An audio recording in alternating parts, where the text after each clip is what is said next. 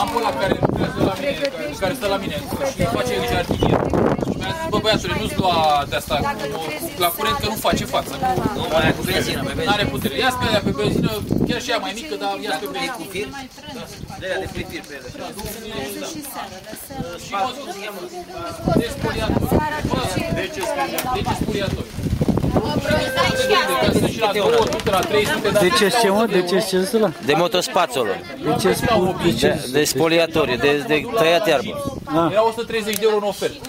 Aceeași chestie era 100 de euro, nu, 90 de euro la Obi, dar se terminase când m-am dus, eu n-am mai fost. Dar de aia de tai iarba așa de mult. Și ăla de acolo, îmi zice, băi, zice, mai stai 2-3 zile că vin altele, tot la fel. La același preț. Sanda, te duci să faci pișuri. Mă duc să-mi iau un scaun. Să facă pișuri. Hai că te filmez. Hai. Hai să ia cu noi. Hai, mă ajuți?